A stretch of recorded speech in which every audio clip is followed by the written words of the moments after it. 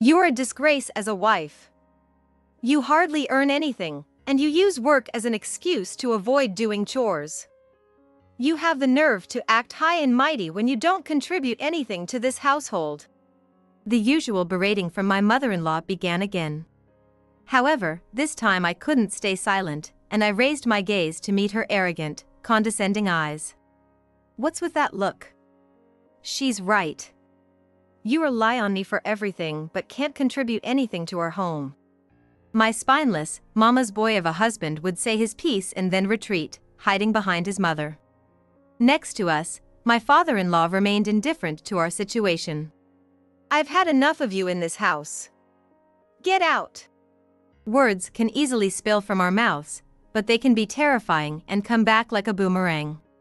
Regretting later is too late. No one knew that these words would lead to the downfall of my in-laws' lives, and my mother-in-law laughed triumphantly. Understood. If that's what you want, I'll leave. The next day, a car came to pick me up as I packed my things. Wait! Hold on a second! My mother-in-law's eyes widened in shock as she saw the person getting out of the car. Please! Reconsider! My husband desperately tried to stop me. With the arrival of this man, my true identity, which I had kept hidden, was revealed to the three of them. But it was too late, they could only stand there, bewildered, unable to pursue me. What's important for a family is trust. This family lost the very thing that held them together in an instant. Lacking the ability to repair what's broken, they were left to be ruled by desires in a world devoid of reason. They began opening the doors to their own personal hell, one by one. As I watched this family's fate unfold, I soared into the freedom of the sky. My name is Sarah. I've loved drawing since I was a child, and after graduating from art school, I now work as a designer. My designs, which include bags, accessories, clothing, and furniture, are widely popular, especially among women. Ideally, I'd establish a design office and expand overseas, but in reality, the space given to me as a workplace in my in-laws' home is a windowless storage room, and my work hours are limited, preventing me from fully engaging in my activities. 10 years ago, I married my husband Bobby, whom I met through a friend, and was forced to live with my in-laws at their insistence. At the beginning of our marriage, my in-laws were supportive of my work, promising me a dedicated workspace, ample time to focus on my job, and that my mother-in-law would handle the chores to avoid interrupting my work. They wanted us to live with them because they were anxious about their retirement. My father-in-law could no longer work due to aging and declining health, and my mother-in-law sought to ease her lonely, uncertain life in old age. I agreed to live with them, hoping to support them. But in reality, the house was cramped and cluttered to the point where there was hardly any space to walk. No matter how much I cleaned, my mother-in-law would throw things on the floor and spend her days lounging on the couch. The rooms were overflowing with my in-laws' belongings, and it was a struggle just to secure a place for my husband and me to sleep. The workspace I finally managed to find was a narrow, dim storage room where I was only allowed to place a single desk. Still, I made time to immerse myself in my beloved design work. It was my only escape. Sarah, you haven't cleaned the bathroom. The kitchen is full of trash. Did you vacuum? It's really dirty. Make sure you clean it properly. My mother-in-law's complaints grew by the day. I'm old and my body doesn't move like it used to, you understand that, right? Housework is a wife's job. Despite being in the middle of work, I couldn't help but cover my ears at her snide remarks from behind me. Excuse me, Mom. Could you let me focus on my work? I'll do what I can during breaks. But no matter how much I clean, the room gets messy again immediately. Could you help out a little too?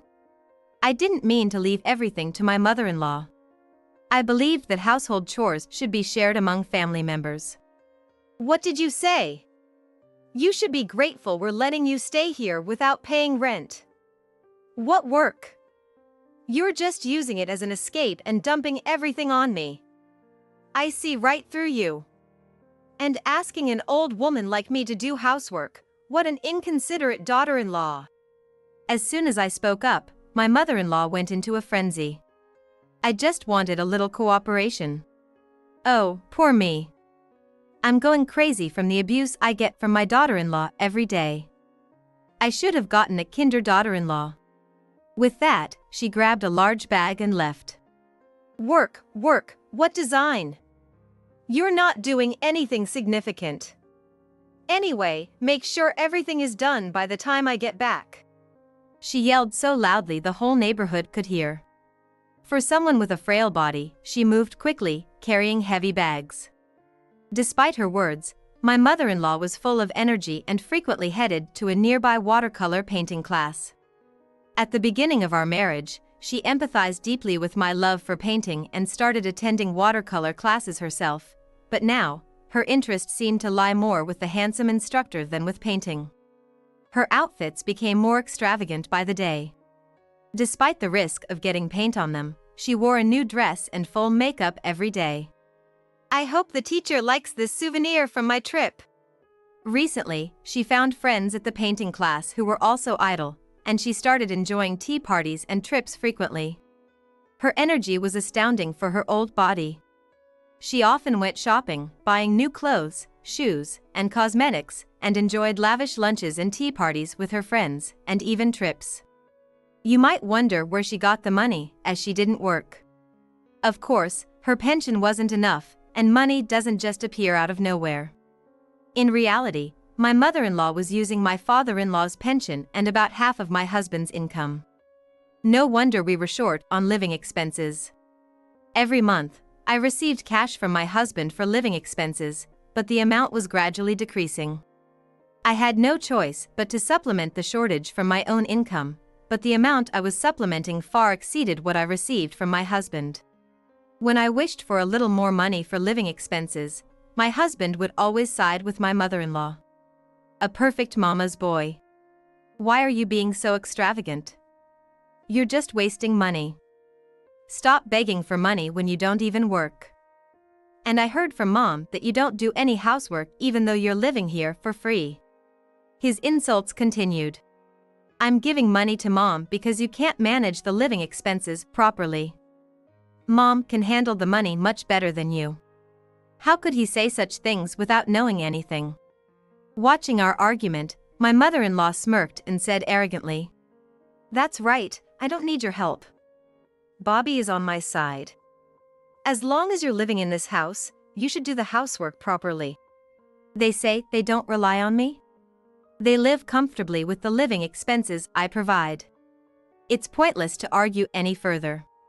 Suppressing my rising anger, I returned to my workspace, only to be met with their triumphant glances. Meanwhile, my father-in-law pretends not to see anything. He shows no interest in my mother-in-law's behavior and avoids any hassle by staying silent, always sitting in front of the TV, watching his favorite chess program. In place of my extravagant mother-in-law, I managed both work and household chores. To escape her nagging, I worked tirelessly, almost to the point of despair, wondering what I was living for. Yet, my mother-in-law always found something to complain about, like missed spots or a bit of dust, as if she was looking for flaws. Can't you even do the housework when you're home all day? She likely gossips about me with her friends.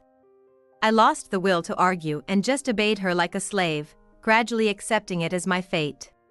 One day, she said, "There's a watercolor exhibition in a few months. The teacher personally asked me to participate because of my talent. I must have a knack for painting, so different from you, who's still struggling with your designs. Maybe I'm better suited for it." Returning home in high spirits, she threw these words at me, disrupting my concentration. "Oh, be quiet. Can't she just leave me alone?" Ignoring my frustration, she continued talking. "But exhibitions cost money. Between creating large pieces and the venue fees, it'll cost about $4,000, quite an expense. But I can't refuse since the teacher asked me." I knew exhibitions were costly, but surely she could cover it with the support from my father-in-law and husband. I ignored her selfish complaints. Then there's the post-exhibition party, the dress, and salon fees. All in all, I need around $6,000. I continued to focus on my work, determined not to react to her annoying voice. But she seemed irritated by my lack of response and changed her tone slightly. "Hey, are you listening? As someone who pursued art, you should understand what I mean. Or are you so untalented and poor that you've never had anything to do with exhibitions and parties?" Reaching my limit with her irritating remarks, I turned around involuntarily. "Can you give me that $6,000? Considering the rent and taxes you owe us, that's a fair amount. You're living here for free, after all. You must have saved up all your earnings, right? You have $6,000, don't you?" As soon as our eyes met, she looked down at me with a sarcastic smile. "You've got to be kidding. Most of my income goes toward living expenses, and even then, we're struggling. I don't have $6,000 just lying around." But I didn't have the strength to argue. Just looking at her made me feel nauseous and dizzy, my emotional state so fragile that I couldn't stand to share the same air with her. All I could manage was a weak okay. Satisfied with my response, she left the room, as I had hoped. Breaking out in a cold sweat from my reaction to her, I gently rubbed my pounding chest. I've had enough. But in this situation, where no one would help me, my spirit was further crushed. Are you kidding me? You're supposed to be managing the household finances, and you can't even come up with $6,000? How incompetent are you? I give you enough money. The lack of funds is your fault. Figure it out yourself. I was scolded by my husband for failing to meet my mother-in-law's unreasonable demands. He had no idea how extravagantly she was spending. The living expenses I receive from you every month are barely enough, and I've been supplementing the shortfall with my own income. Could you please reduce the amount you give to your mother and allocate a bit more for our living expenses? Please acknowledge what's happening. My mother-in-law's extravagance is making my life unbearable. But my husband only became more furious. What did you say? Are you complaining about the way we do things? This is the mom who raised me with so much care. You think you can trample on my filial duty of giving her an allowance? Don't act so high and mighty when you're just a freeloader. A freeloader. I see, to this person, I was just a slave with the title of a wife. Such a slave is mentally pushed to the limit by them, forced to work mindlessly. I have no right to argue. In other words, to this family, marriage is just a means to acknowledge a relationship of submission, and I, who got married without knowing anything, had no choice but to obey this dictatorial force. After being verbally abused heartlessly by my husband, I woke up. This is no longer a place where I belong. Then my mother-in-law appeared. "Bobby, what's going on? Why are you shouting?" My mother-in-law looked concerned. Here we go. A mama's boy and his doting mother. When these two forces united, the attacks on me would only intensify. "Oh, Mom. I heard you're gonna be in an exhibition. Congratulations. That's amazing. You're so talented. Don't worry about the money, we'll take care of it." My husband's voice turned sickeningly sweet, and my mother-in-law responded in kind, her tone equally saccharine. Witnessing this unsettling relationship, I felt a terrifying chill run through me. I vowed to fight against them, no matter how much they tormented me. There's no way we can find $6,000 in this house. If you really want to participate in the exhibition, Bobby needs to reconsider our finances, and you, Mom, should curb your extravagance and start saving. Anyway, there's nothing more I can do. Speaking robotically, I laid out the harsh reality, causing both of them to erupt like kettles reaching their boiling points. That's not what you said. You nodded earlier, didn't you? You agreed to get the $6,000, didn't you? And who do you think you are to speak to Bobby like that? What do you mean by my extravagance? Don't mock me. As my mother-in-law ranted, my husband nodded in agreement. I've already said I'll be in the exhibition and attend the party afterward. I can't back out now because we don't have the money. That'd be too embarrassing. Say something to her. Suddenly pulled into the conversation, my father-in-law, who had been staring at the TV, turned his head towards us in a panic. Yes, she's right. We need the money. If we don't have it, Sarah should find a way to earn more outside. In this fascist family dynamic, the weak sided with the strong to survive. Living life in the shadow of the powerful, like a remra, was, in a way, correct. That's right. Don't just rely on Bobby's money, you should work too. If you don't have $6,000 by next month, you know what'll happen, right? There'll be consequences, you parasite. In the end, the mother-in-law's yelling felt like a threat. I can't stand dealing with this selfish family any longer. My shoulders trembled. This life had to end. Seeing me trembling, they mistook it for fear. They exchanged triumphant smiles, thinking this slave would work hard and get the money as promised. None of them doubted it. That night, I walked into the living room where they sat and handed my husband divorce papers. Please divorce me. I'm leaving this house tomorrow. The cheerful expressions on their faces instantly changed to ones of horror as they glared at me. The living room fell silent, enveloped in a heavy atmosphere. What is this? What do you think you're doing? Predictably, it was my mother-in-law, the boss of this dictatorial society, who spoke first. You're not planning to run away over that $6,000 issue from earlier, are you? It's not about running away, I'm just tired of being at her beck and call. I've done my best for you all, but I've reached my limit. Please, let's divorce. I begged them. You're a disgrace as a wife. You hardly earn anything, and you use work as an excuse to avoid doing chores. Don't act so superior when you don't contribute anything to this household. At the watercolor class, my mother-in-law would wear thick makeup and act friendly. But her real face, when she took off that mask, was terrifying like a demon, and she began to berate me as usual. However, I wasn't the same person who would be defeated by her aggression. I raised my gaze to meet her arrogant, condescending eyes. What's with that look?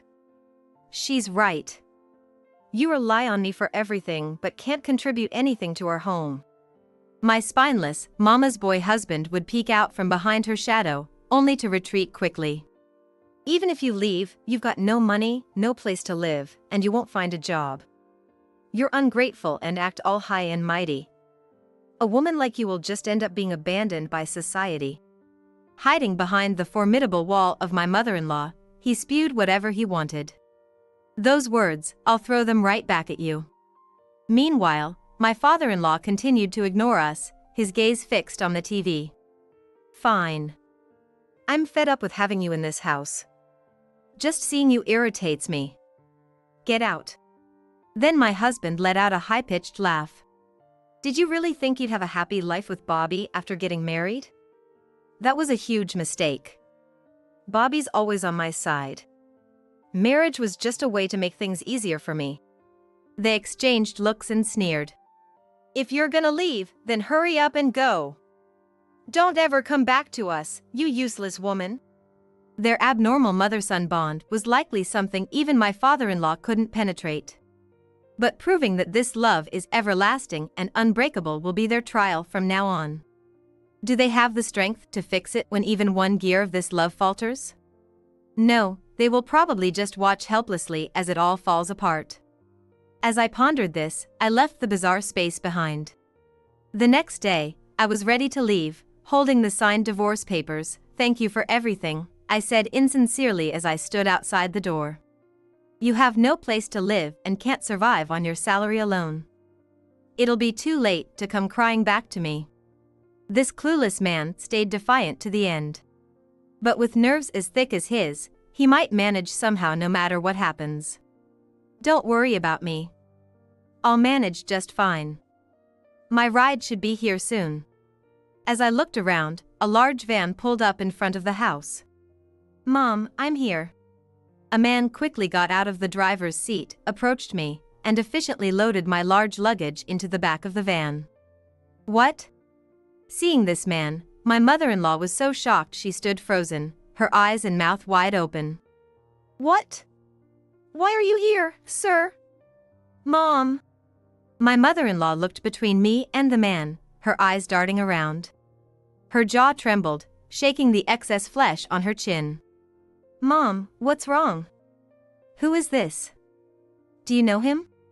The man, having finished loading all the luggage, stood beside me and straightened up, casting a sharp look at my husband. Good morning. I've come to pick up my esteemed mentor at her request. I am Jones, the instructor of your mother's watercolor class. Seeing the coldness in his clear eyes, my husband stepped back in fear, unable to speak. The man then turned his gaze to my mother-in-law, who looked disheveled, without makeup, her hair a mess, and wearing a stained, shabby outfit. She always dressed up for her watercolor classes. So this stark difference must have surprised him. Clearing his throat, the man began to speak. Are you unaware of her true identity? She is one of the top 3 renowned watercolor artists in the country. At my class, I've often used her works as examples, but you were too busy chatting to listen. The two of them stood there, speechless, and the man continued. Regrettably, she retired from watercolor painting upon getting married. Creating watercolor art takes a long time, and she made the tough decision to prioritize her family. We tried to persuade her, but her marriage was her priority. I assumed she was enjoying her married life, but to think she was enduring such treatment. The man's anger rose, and his tone grew harsher. The two of them, frightened, stood there like frogs before a snake. She is a valuable person to our country. How could you treat her so poorly without knowing this?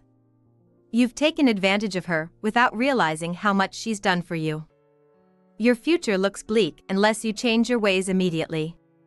I had been secretly uploading design videos on YouTube as a side job, earning an income from it.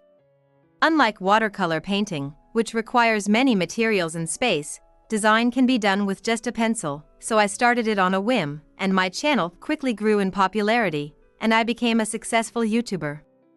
Detailed explanations and comments boosted my channel's popularity. My style of designs garnered interest even from overseas. I had been using all my earnings for the household.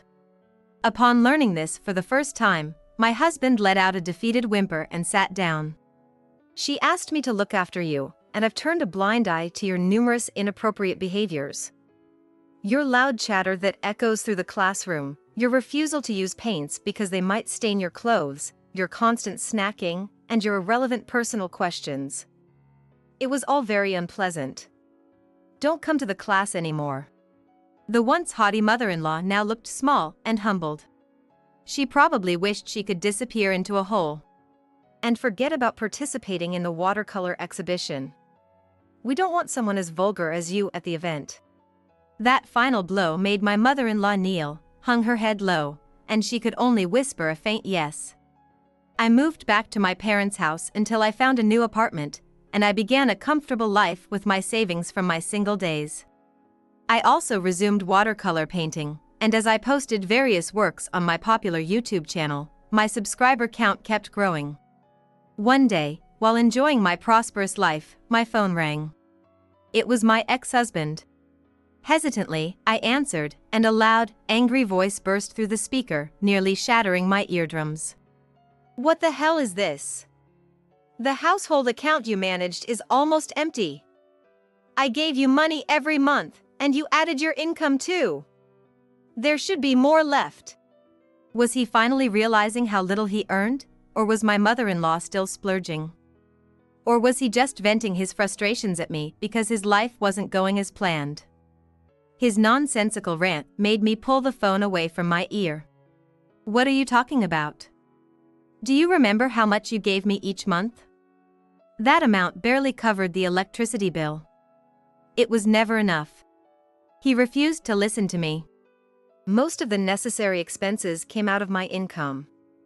If you're so short on money, stop your mom from splurging. Yet, he persisted in accusing me, intending to extort money from me. Mom has nothing to do with this. It's your fault for managing the household finances poorly. Where did the money go? Give it back, you thief. Listening to his nonsensical rant was a waste of time. I hung up the phone, ignoring his shouting. But later that night, my ex-husband showed up at my house with my mother-in-law in tow. We don't have enough money. How are the three of us supposed to live on this? Do something. Gone was the man who had been berating me over the phone. Now, he was crying and begging me for money. He was trying every trick in the book. But it was odd. No matter how low their income, they don't have to pay rent at their in-laws' house. If they live modestly, they should be able to cover living expenses for 3 people. Fine, write down all your expenses. We'll find the unnecessary ones. So, he wrote down his income and expenses. Of course, the money he gave his mother would now be allocated for living expenses. And there it was. A mysterious $2,000. What's this? A woman's intuition is sharp in such moments. Seeing my glare, my ex-husband's face turned red, and sweat began to pour from him. With a strained expression, he mumbled in a small voice. It's just a little fun. I knew it. He had been enjoying the nightlife. Introduced by a senior at work, he started frequenting nightclubs after work. He discovered that paying big money could get him all sorts of services, satisfying his desires with young women. Learning of her son's infidelity, my former mother-in-law's face turned crimson, and before she could speak, she slapped him across the face. You've been fooling around with some filthy woman. Disgusting. You better not have caught anything. I thought you were a good son who cared about his mom, but you spent more money on a cheap woman than on me. Her voice trembled with anger. I didn't raise you to be like this. My ex-husband glared back at her. And you, wearing expensive clothes and heavy makeup just to go to watercolor classes, flirting with the young teacher. He was annoyed by you. I'm better than you. I used my own money to have fun. Their accusations flew back and forth. To an outsider, they were equally to blame, proving the saying that money issues end relationships. Now that we've resolved the money issue, could you please leave? As I said this, my ex-husband turned his irritation towards me, changing the subject abruptly. That's irrelevant. More importantly, you'll have to agree to the division of property. After the divorce, marital assets are divided equally. Didn't you know that? Of course, I knew.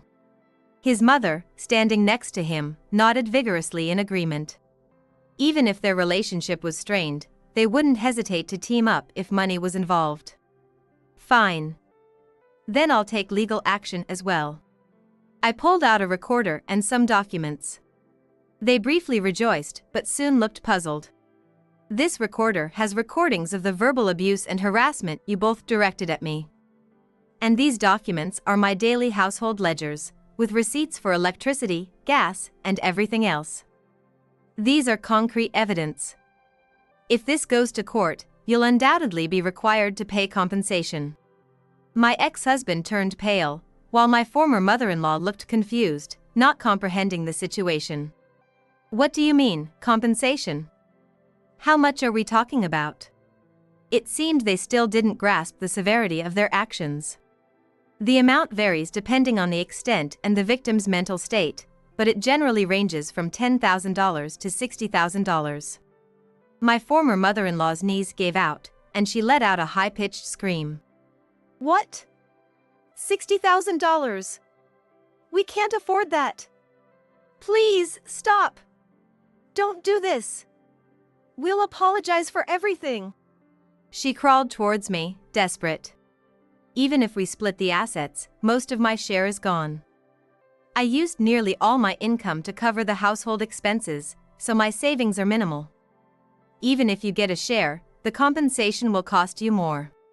Next, my former mother-in-law tried to placate me. That's right, Bobby. Let's not create more trouble. We'll handle this ourselves. We mustn't make Sarah angry.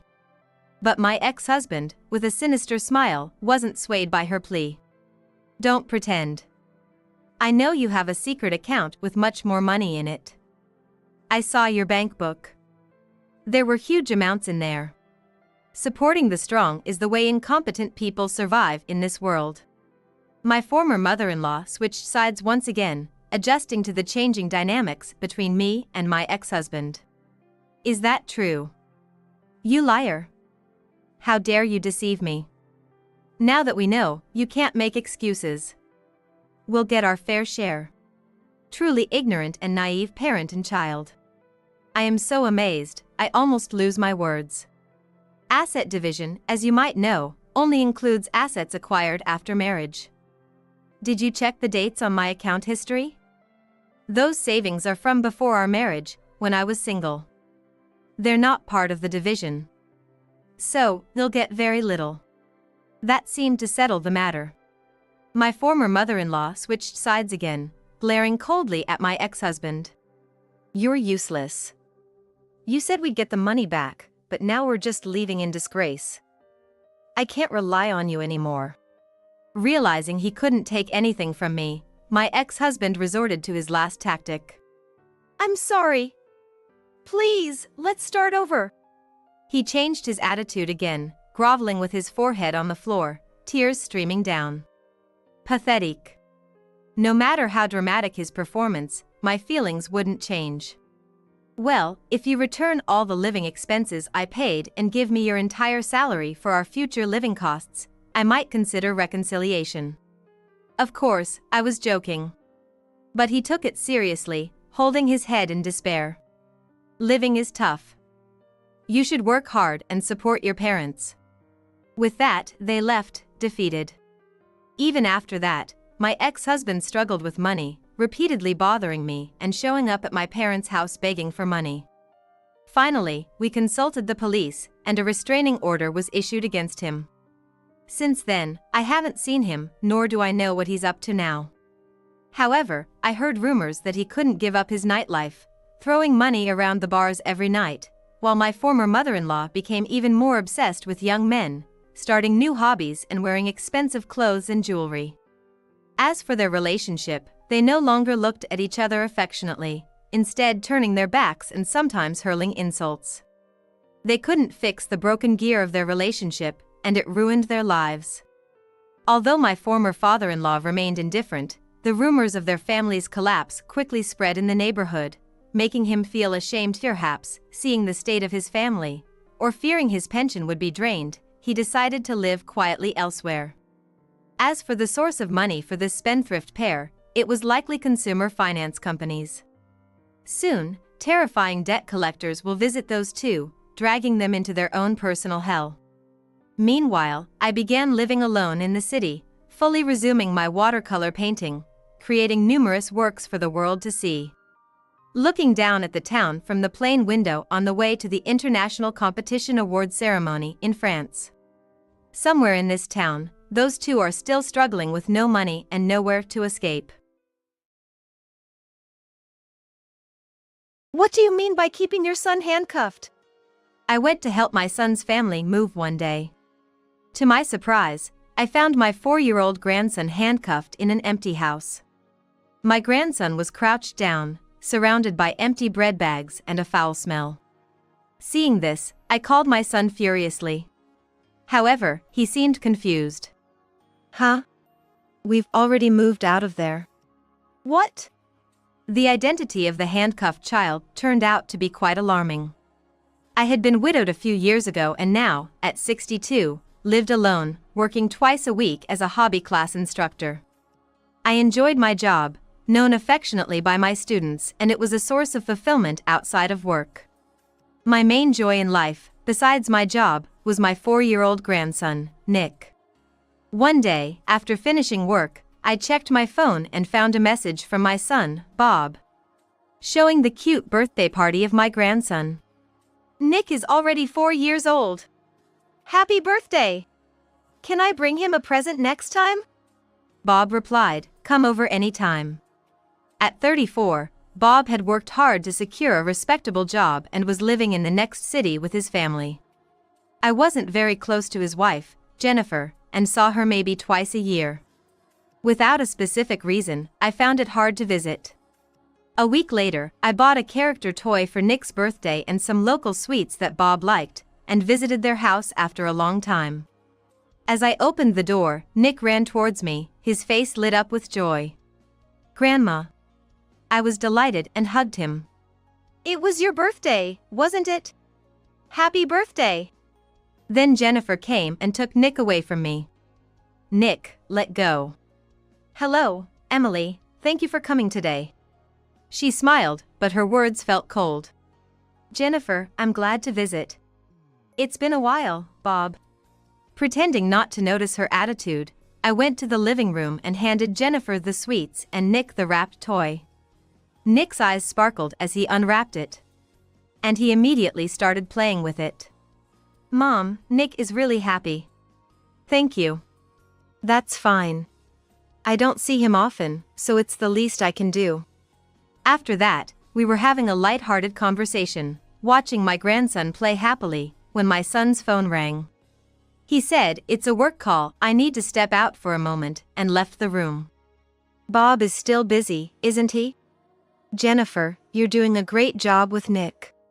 I tried to talk to Jennifer, but she looked stern and was glaring at me. "Emily, please don't give Nick character toys."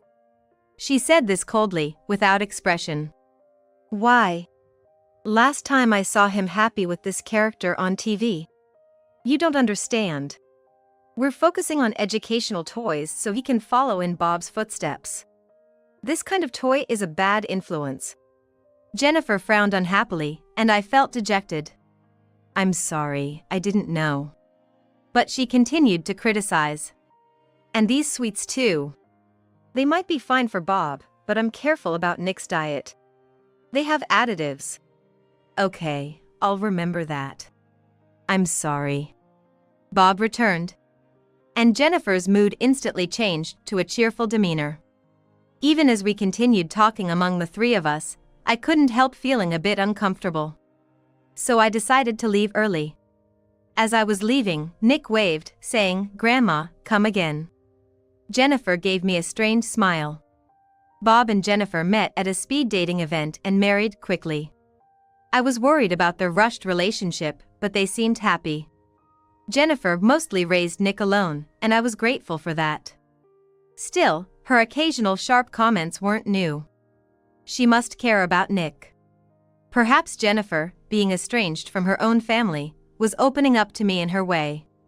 I chose to see it positively. It happened some time later. I bumped into Jennifer and Nick while out shopping in town on my day off. "Oh, Jennifer, what a coincidence. Is Bob at work today?" "Yes, he's away on a business trip." Jennifer's face seemed slightly strained as she answered. "Where are you two headed?" "Well, we're going to the department store downtown." I was headed to the same place and offered, "If you're buying something for Nick, let me chip in. Can I come along?" Suddenly, Jennifer's expression changed, and she snapped at me. "Hey, Emily! Stop it. It's presumptuous of you to just tag along." I was just. "Don't be so overbearing. Don't make decisions for us." While I was taken aback by her reaction, Nick cheerfully told me, "Grandma, we're going to Ryan's house." "Is Ryan your friend?" He nodded in confirmation. "So, you're visiting a friend of yours, Jennifer?" "Yes, that's right." I thought she could have just said so, but I understood that a mother-in-law might be in the way during a friend's meetup. "Take care, then." "Fine, as long as you understand." And Jennifer quickly left with Nick. Watching them leave, I felt something unnatural about Jennifer's behavior. A few months later, Bob suddenly called. "I'm moving at the end of next month because of work. Does that mean you'll be further away?" "A bit, but still within reach." Disappointed that our meetings might become even less frequent, I offered. "Let me at least help with the move." Thinking I could at least help clean up, I asked Bob about the moving schedule. On the day of the move, I went to their house eager to help. But no one answered the doorbell, and there was no moving truck. "It's a moving day today, right?" Feeling something off, I used the spare key Bob had given me before to enter the house. Inside, it was empty. "What's going on? Where are they?" Confused, I went inside and was stunned by what I saw in the living room. A small child was handcuffed and crouched, facing away from me. What? Why? The child turned around, and I recognized the dirty face. Nick! Approaching my startled grandson, he moved away in fear. I thought it best not to frighten him and called Bob, trembling. What do you mean by leaving Nick handcuffed? What are you talking about? I'm at your house right now. Don't play dumb. Bob sounded confused as he replied. Wait. We've moved out of there. What? He explained that the move had been brought forward due to work, and he had messaged me about it weeks ago. Indeed, I then remembered receiving a message from my son a few weeks earlier saying, "The move has been brought forward." I must have missed it. And Nick's right here with me. I heard a cheerful "Daddy" from Nick in the background. When Nick knew it was me on the phone, he cheerfully called out, "Grandma, come visit our new house and play." See, Nick's here. But there's another Nick here? I was utterly bewildered. Mom, what are you talking about? Are you tired or something? Bob's voice softened, as if he thought I had lost my mind. Should we go to the hospital together next time? That's fine, see you later. I abruptly ended the call with my son to gather my thoughts and took a deep breath. But, indeed, there was a boy handcuffed right in front of me. If Nick is somewhere else, then who is this child in front of me? I looked closely at the child's face again. On closer inspection, he resembled Nick but seemed slightly older than my 4-year-old grandson. What's your name? How old are you? The boy with vacant eyes remained silent, simply spreading his palm out. Perhaps indicating he was 5 years old. One of his hands was handcuffed, and the other end was attached to the kitchen sink pipe. He couldn't go anywhere. Nearby, there were empty bread bags and a container resembling a dog's water bowl, creating a bizarre scene. This is terrible. The child seemed to be wearing a diaper, and there was a foul smell around. I took photos and videos of the scene, then immediately started to unlock the handcuffs. Hold on, I'll get these off you. The child, initially frightened, seemed to realize I meant no harm and quietly watched me. He was obedient and watched what I was doing. The handcuffs appeared to be fake, difficult for a child but manageable for an adult to unlock. You're safe now. Why are you here? As I freed the child from the handcuffs, I offered him the food and drink I had, continuing to speak to him. However, he remained silent no matter how much I asked. Just as I was considering calling the police, he finally spoke. Mommy told me to stay here. He said that he had been living with his father until a week ago when his father suddenly disappeared. Then his mother appeared, brought him here in the middle of the night, handcuffed him, and left. She returned only once, leaving some water and food. It's cold here, I'm hungry, and I was scared of being alone. I couldn't help but hug the tearful, pitiful child. How could a mother do this to her child? Doesn't she have a heart? Who in the world does this? As I trembled with rage, the child finally revealed his name.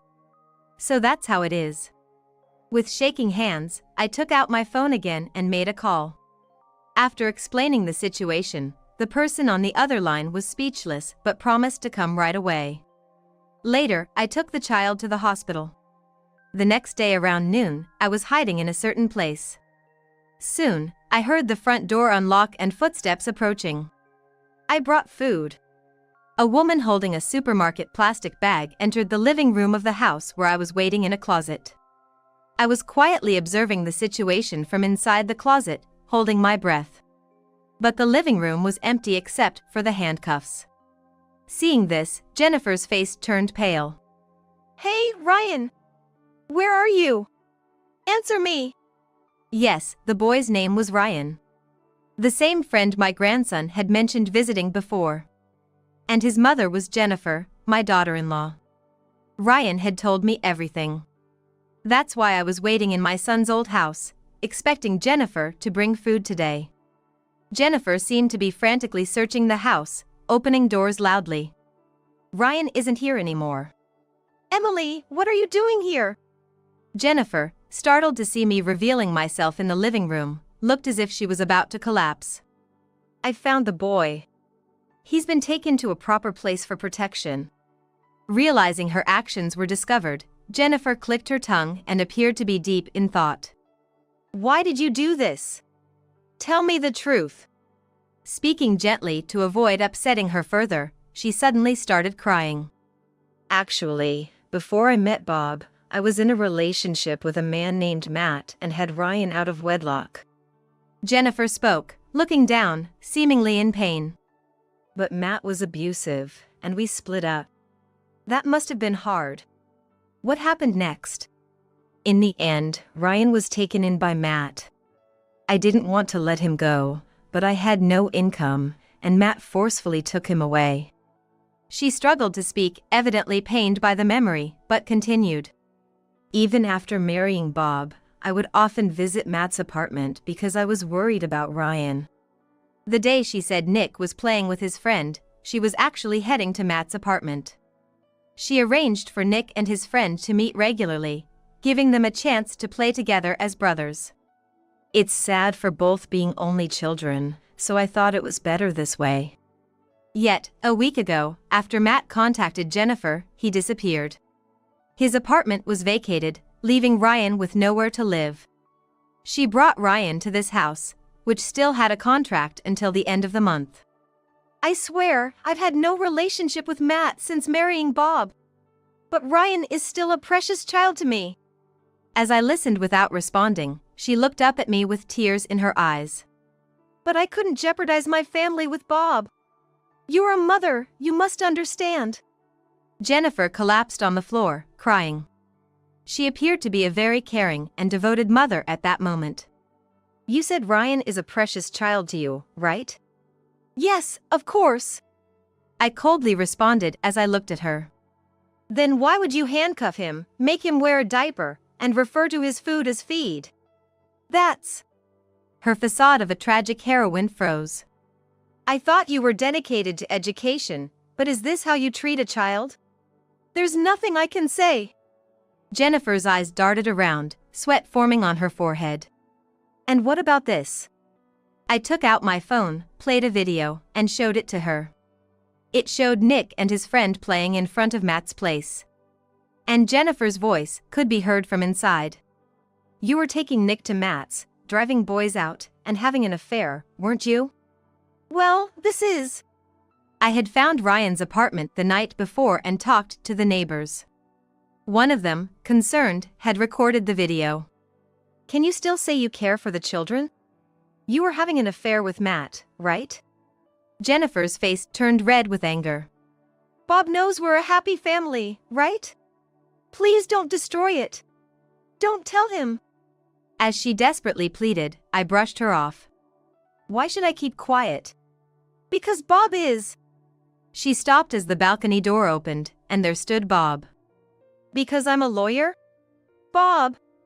Jennifer looked utterly shocked. Yes, my son Bob's profession is a lawyer. Jennifer, who had been calmly speaking, suddenly showed her true colors and glared at me. Why is Bob here? Did you snitch? Bob stopped Jennifer as she attempted to lunge at me, her face red with anger. I heard everything. You've been betraying me all this time, haven't you? It's not what it looks like. Listen to me. She clung to Bob. Matt is a good-for-nothing. I was deceived by him. In her panic, Jennifer blurted out something outrageous. The only thing good about him was our physical compatibility. And you, with your high-income lawyer job, you're the husband I deserve. Bob looked at her with utter disgust. Betrayal is one thing, but handcuffing a child is inhumane. I can't forgive you. No, I refuse this. She started screaming and acting out like a child, to Bob's dismay. Jennifer, we're getting a divorce. I'm taking care of Nick. And the police are on their way, so calm down. It's all your fault. If you hadn't found him. In desperation, Jennifer pulled out a knife from her bag and charged at me. Then, brandishing it, she ran towards me. Mom, watch out! In that instant, I dodged Jennifer. She lunged at me, cursing, but I swiftly dodged her. Don't run, you old hag. When she attacked again, I knocked the knife from her hand. Forgot I'm a master of combat sports and run a self-defense class? I pinned her to the floor as she groaned. And police sirens approached. Let me go. I'm appalled you show no remorse. Pay for your crimes. Ignoring her screams, I kept her pinned down. The police arrived, and she was taken away, screaming. Bob and I watched silently. Later, I submitted the evidence to the police. Jennifer had brought other tools to harm Ryan. I was wondering what he was going to do after the handcuffs, but I was horrified when I learned from the police that she had even thought about that. She was arrested, and Matt was interrogated. The divorce was finalized. He's suing Jennifer to ensure child support. Jennifer, having lost everything, will struggle to live a normal life outside. Ryan was taken in by Matt's parents, who seemed decent, so I'm relieved. As for me, I moved in with Bob to help raise Nick. He was initially wary of the change but soon warmed up to me, and I'm teaching him combat sport. I plan to continue staying strong and energetic to watch over my grandson's growth in the coming years. What's going on all of a sudden? Aren't you on a business trip? I'm kind of busy, so I'm gonna hang up. Wait a minute.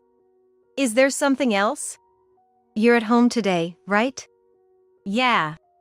And you're coming back tomorrow, right? Yes. All right then. See you. The call ended. I felt a bit cold, but I wasn't pessimistic. I was actually planning to return from my business trip a day early. Today was my husband's birthday, and I wanted to surprise him with a celebration. But when I got home, a shocking scene awaited me. Huh? Is someone here? While I was pondering this, I could hear voices coming from the living room. And not just any voices. My heart was pounding, echoing through me. I approached the door step by step, slowly. I took a deep breath and peeked through the gap in the door. Why? In the living room, my husband and my best friend were embracing on the sofa. Seeing them in each other's arms, I couldn't leave. The expressions he never showed me, the words he never said, all of it was suffocating me. I will never forgive this. The feeling of worthlessness was soon replaced by immense anger. I took out my smartphone from my bag and recorded a video of them through the gap in the door. Of course, I didn't stop there. I immediately sent the video to someone. That person was my best friend's husband. They're doing this. That's unbelievable. I could feel the same anger and helplessness in his voice, even over the phone. But what should we do? They haven't noticed us yet. So, maybe. I suggested something to my best friend's husband. He accepted the proposal, and we started our plan. As a result, what awaited my husband and the others was hell. My name is Nancy, and I'm 27 years old, working as a salesperson. It wasn't a job I started out loving, but now I find it fulfilling every day. I switched careers to this job, and my trainer back then was the man who would later become my husband, Harry. How's it going? Getting used to the job? Yes. Thanks to you, I've learned a lot. That's good. Looks like you'll be ready to go on sales calls by next week. Yes, I will. Don't worry. I'll be accompanying you at first. Harry was always kind in teaching me the job, and it was natural for me to be drawn to him. After work, he often took me out for drinks, making me look forward to going to the office every day. Harry seemed to like me too, and about 6 months after I changed jobs, he confessed his feelings to me. Looking forward to being with you. Me too. Well, at work, since we're colleagues, we'll need to keep it formal, but feel free to speak casually otherwise. Yeah. I hadn't had much experience with relationships before, so sometimes I wondered if I was good enough for someone like me. But he accepted me for who I was. That's why I placed immense trust in Harry. Another 6 months passed, and a new truth came to light. What's with the formality all of a sudden? Oh, how should I say this? Harry looked unusually weak, something I couldn't have imagined from his usual self. I'll listen properly, okay? Thank you. What Harry told me next was beyond my imagination. Actually, Nancy, you're the first woman I've ever been in a relationship with. What? Really? You didn't seem like it. I've been managing to cover it up until now. Harry said this with a shy look, which made him appear really adorable.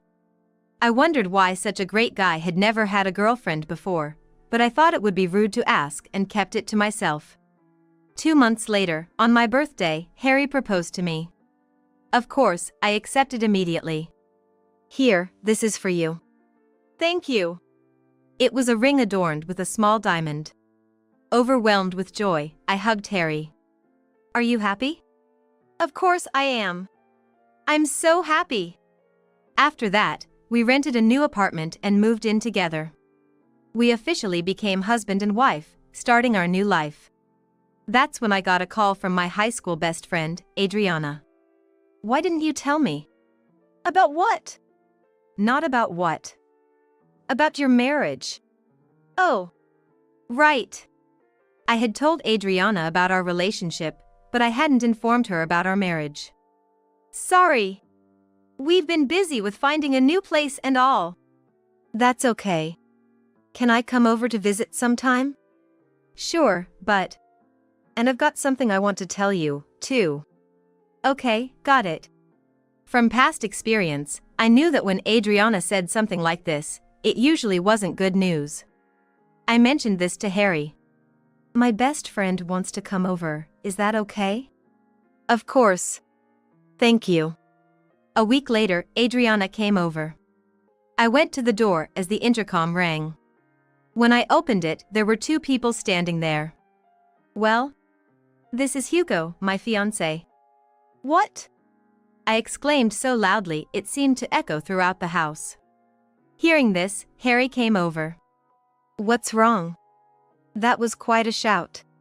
It's okay, don't worry. Then Harry noticed something. Huh? Why is Hugo here? Harry! What? Do you two know each other? More like, we're colleagues at work and friends. It took me a moment to process all this new information. I never imagined that my best friend's fiancé would be Harry's coworker. Wow. What? It's not often that partners or friends know each other, right? Well, yeah, that's true. Adriana was visibly excited, her eyes sparkling like a child who had found something rare. Anyway, I invited them into the living room, and we started chatting. The confusion settled, and we shared stories about how we met. And just before they left. Hey! Since we're all here, why don't we exchange contact information? Contact information? It's fate, right? Why not? So, Nancy and Hugo, Harry and Adriana exchanged phone numbers. Adriana sure is a lively person, isn't she? Yeah, she's always been like that. Got me into a lot of trouble back in the day. But you looked like you were having fun. Do I? Soon after, Adriana also got married. This meant more involvement with our close friends as couples. But then, Harry's behavior began to change.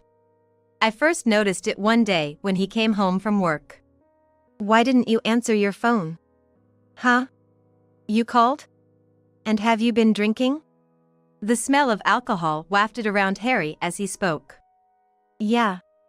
Hugo invited me for drinks after work. Just stopped by his place. Why didn't you tell me? Sorry. I meant to call. I thought maybe it was a one-time thing. But what if it happened every other day? Indeed, he started going out more on weekends. This was the beginning of the cracks in our marriage. I also introduced Harry to a chiropractor I used to visit because he complained about back pain. He was tall and had a severe hunchback.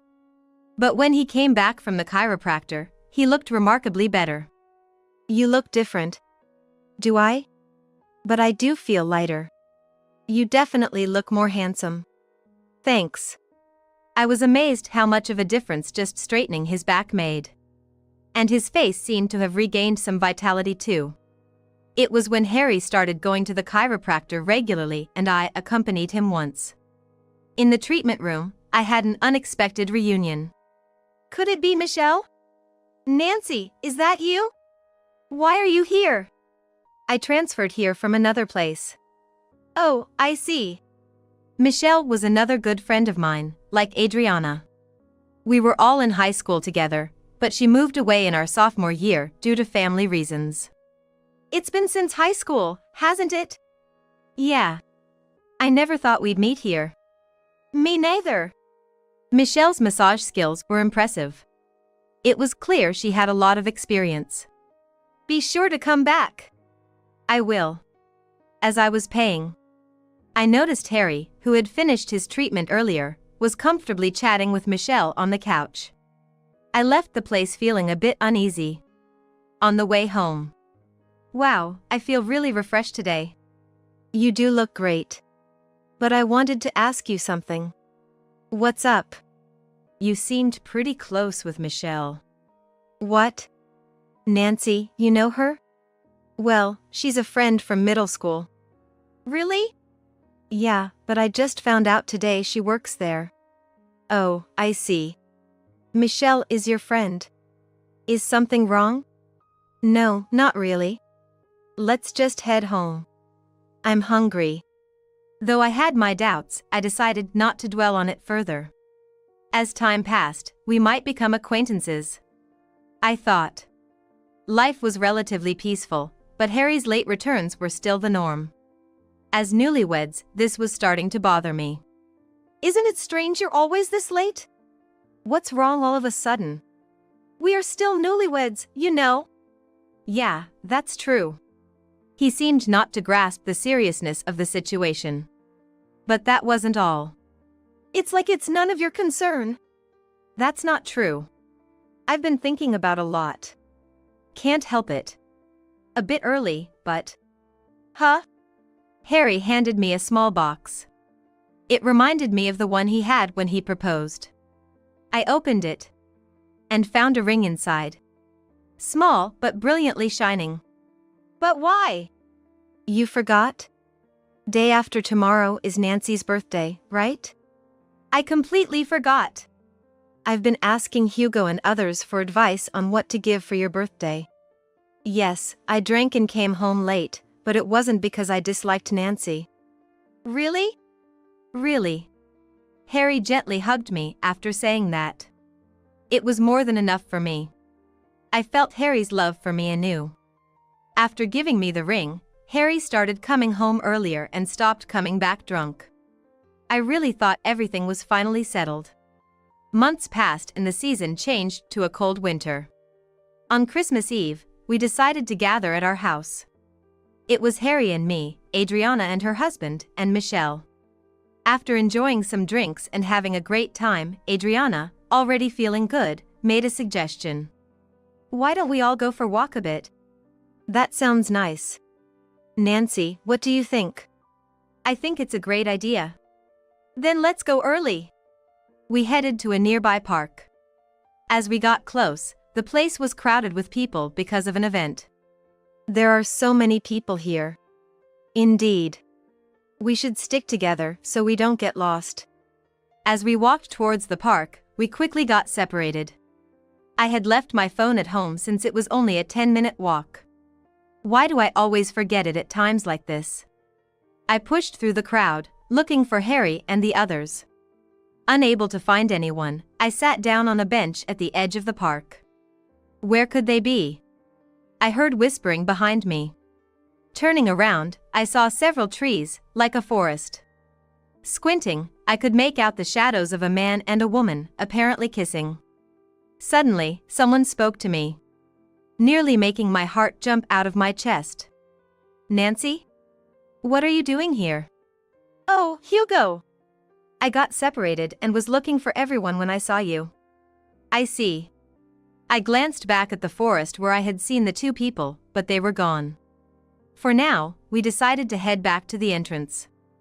After waiting about 10 minutes with no sign of the others, we decided to search again. Shall we search again? Yes, let's do that. We went around looking for the other 3 once more. Oh, do you have your phone? Yes, I do. Oh, right. Why didn't I think of that? Hugo tried calling Harry and Adriana, but neither answered. He had exchanged numbers with Michelle today, so he called her. Michelle answered right away. I took the phone. Michelle? Where are you? Well, near the big tree. And the others? Leave it to me. Wait. The call ended. I told Hugo about the call, and we both puzzledly headed back towards the bench. There, we found the 3 of them sitting on the bench. You were here all along? We've been looking for you too. Yeah, but we couldn't find you anywhere. While the 2 of them were saying this, Michelle was silent. Michelle? Is something wrong? No, nothing. Okay. I felt something was off with Michelle's behavior at that time. Afterward, the 5 of us returned home. Throughout the journey, Michelle was very close to Harry. She made gestures like linking arms with him, and Harry seemed to reciprocate. Seeing their expressions was frustrating for me. When we arrived home, we decided to take a nap until morning. We all ended up sleeping in the living room, with Michelle sleeping close to Harry. We slept until noon the next day. We really overslept, huh? Is something wrong, Adriana? No, why? Well, you just seem a bit grumpy. No, it's nothing. While talking to Adriana, I noticed Michelle laughing at us from the back. Harry was also smiling and chatting with Michelle. After they left, I confronted Harry. That's not true. Why would you think that? Huh? You were grinning the whole time. What are you talking about? You were happily chatting with Michelle. There's nothing wrong with talking. It's not about that. Enough already. This is getting annoying. Where are you going? Anywhere's fine. Harry took his wallet and left. This was the real start of hell. Harry hardly came home, and when he did, we only had brief conversations like work updates. He usually returned when I was asleep. Anticipating this, I waited for him in the living room. What? You're still up? I wanted to talk. Talk? I don't have anything to say. I'm tired, let me sleep. Wait, we can at least talk. Harry got increasingly irritated and did something unthinkable. Hey, what are you doing? What? It's none of your business. Harry had never referred to me in such a way. Stop it, please. Ignoring me, he threw the photographs we took on our trips, which I had cherished since our marriage, into the trash can. Not just that. He also carelessly threw away the engagement ring and other items. As if they were garbage. Stop it! I covered the trash can with my body. Harry kicked the trash can. It wasn't too big, but the impact sent me flying. Why did I even marry a troublesome woman like you? What are you saying? His eyes didn't look kind like Harry's anymore. He seemed like a different person, and I was terrified. Because I was covering the trash can, I felt pain in my abdomen. Seriously, how long are you going to stay like that? You're in the way. Do you realize what you're doing? Yeah, I do. From now on, you're going to listen to what I say, right? That's not going to happen. Harry then went to the bedroom and, unbelievably, went to sleep. Meanwhile, I rubbed my stomach and gathered the memories that were thrown in the trash can. I couldn't put them back in their original place, so I stuffed them into a bag I found nearby. I didn't like storing them this way, but I wanted to avoid them being thrown away again. Of course, I wasn't just going to stand by after this. The next day, I used my lunch break to prepare divorce papers. There was no bright future in staying with Harry. I waited for him to come home. He was late as usual. Arriving past midnight. I'm home. Welcome back. Oh, you're still up? I have something important to talk about, sit down. Huh? I don't have time for this. Just sit down. Fine. I managed to get him to sit down. We sat facing each other, but Harry was in a bad mood the entire time. I took a deep breath and faced Harry. Here. I handed him the prepared divorce papers. What's this? Divorce papers. Why? After what happened yesterday, this is the only option. I can't take it anymore. Wait a minute. No way. And you're cheating with Michelle, aren't you? What? What are you talking about? You were always so happy talking to her, and you were all lovey-dovey with Michelle. I was convinced that Harry was cheating on me with Michelle.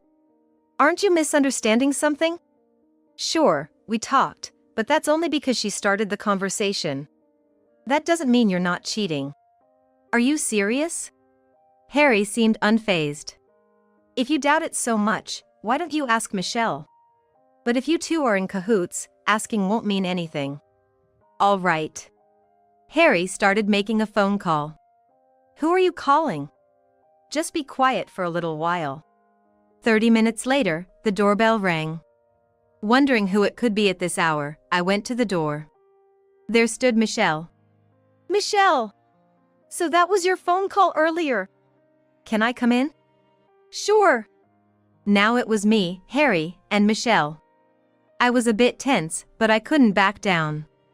Can you explain what this is about? I'm a witness that Harry isn't cheating. Right? Yes. Nancy, we're not having an affair. I can't believe this. It's true. Well, actually, never mind. Huh? So I told you, didn't I? We're not in that kind of relationship. If you really can't believe it, suing is an option. But ultimately, it's Nancy who will suffer. Michelle's eyes, looking straight at me, didn't seem to be lying. Maybe I thought so because we had been friends for so long. However, I was still in doubt. Even if what Michelle said was true, the fact that Harry had disregarded what was important to me hadn't changed. Then why did you throw those things in the trash? That was, well, not because I disliked Nancy. I was out of my mind at that moment. Harry stood up and apologized. It almost made me feel like I was the bad one. As I was thinking this, I noticed Michelle looking at me, trying to convey something. I had never seen her so serious before. Please, forgive me. All right. But there won't be a next time. I understand. Since then, we have been having relatively peaceful times, I think. Amidst this, my business trip got scheduled. I'm off, then. It's 3 nights and 4 days, right? Yes. Take care. I left for the business trip. It went smoothly, and I was able to return a day earlier than planned. Returning a day early meant I could celebrate Harry's birthday. I kept my return a surprise. However, since it was Sunday, I would be in trouble if he wasn't home. So I called to check his whereabouts. What's up all of a sudden? Aren't you on a business trip? I'm a bit busy, so I'm gonna hang up. Just wait. Is there something else? You're at home today, right? Yeah. And you're coming back tomorrow, right? Yes. All right then. See ya. The call ended. I felt a bit cold, but I wasn't pessimistic. I was preoccupied with celebrating Harry's birthday. I couldn't buy a big cake, but I bought a small one. I also bought wireless earphones he had wanted as a gift. But when I returned home, a shocking scene awaited me. Is someone here? While pondering, I heard voices from the living room. Not just any voices. My heart was pounding, echoing through me. I slowly approached the door. Taking a deep breath, I peeked through the gap in the door. Why? In the living room, Harry and Adriana were embracing on the sofa. Why are those two together? But that conversation earlier was so funny, wasn't it? Right? It was a masterpiece. And to think she suspected Michelle. Well, thanks to that, we can be together like this. Indeed. So that was what it was all about. After that conversation, they began to passionately love each other again. Watching them, I was so confused that I couldn't move. The expressions they showed each other, the words they exchanged, it all suffocated me. I told myself to calm down and took a deep breath. Then, slowly, anger began to well up inside me. I will never forgive this. I felt ashamed for having doubted Michelle, but forgiving them was not an option for me now.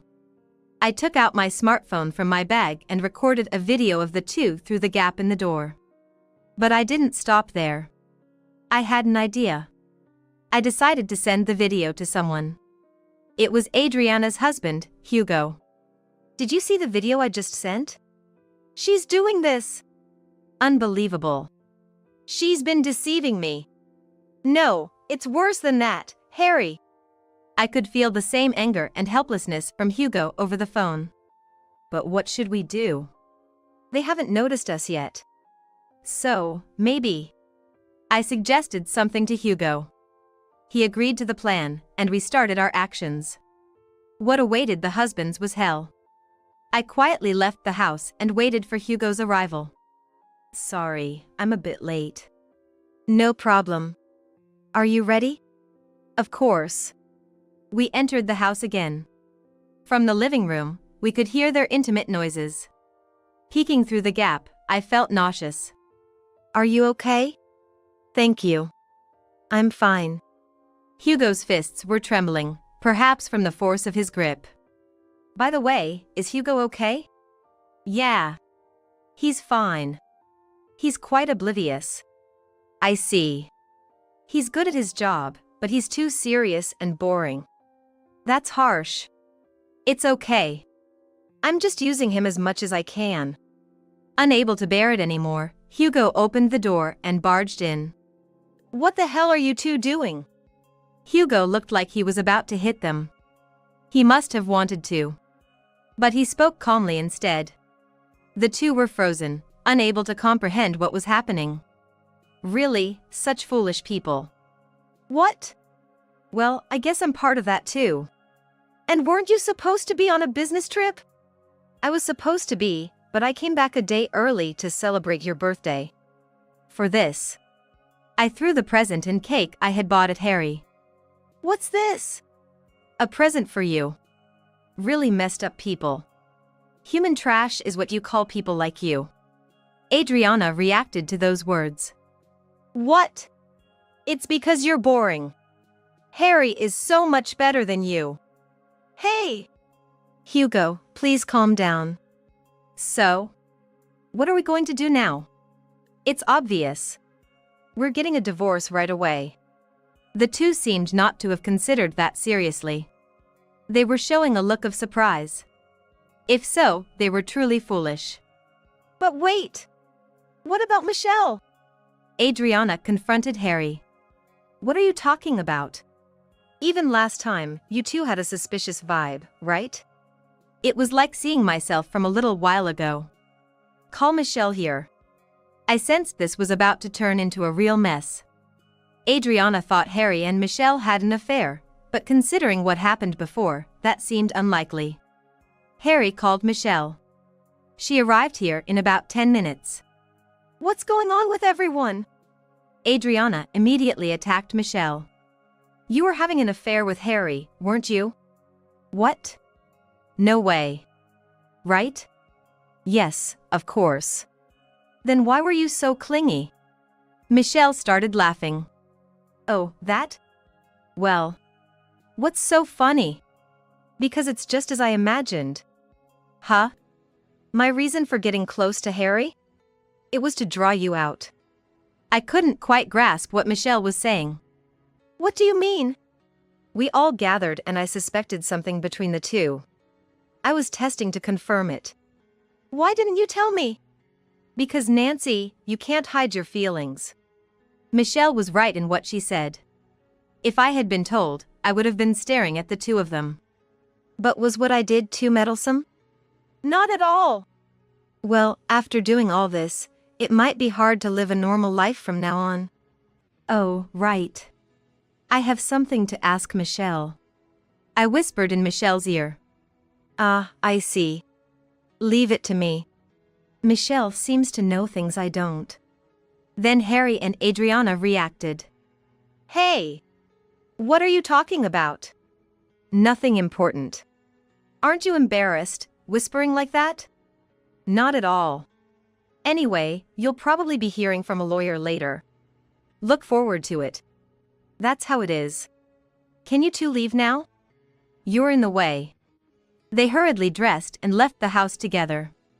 We who remained sat down at the table and took a breather. I'm so tired. But the hard part is just beginning. It's really headache-inducing. Later, we drank canned beer at the house and commiserated with each other. Hugo and I went to a lawyer's office together afterward. With the video I had filmed, our divorce process seemed straightforward. After the divorce was finalized, Harry contacted me. What the hell did you do? What? Why so sudden? Because of you, I had to quit my job. Really? That's interesting. Don't you care? Well, it's your fault, isn't it? Good luck. We're not done talking. Goodbye. I hung up and sighed. I also called Michelle. Thanks to her, Harry had lost his job. What's up? Thanks to you, Michelle. Harry is jobless now. Good to hear. What else did you say besides the video? Stuff about the walk. Like how the two of them were in the woods that time. Trying to start something in the cold. You know, various things. Seriously? But this will make things easier. How's Adriana? I also asked about Adriana, and it seems she also quit her job. I heard from Hugo that things were even worse than imagined. After the divorce, Harry and Adriana started living together, but they were constantly fighting and struggling financially. Really just fools. Since then, I've been enjoying my single life. Michelle and I continued our friendship. From now on, I will live happily.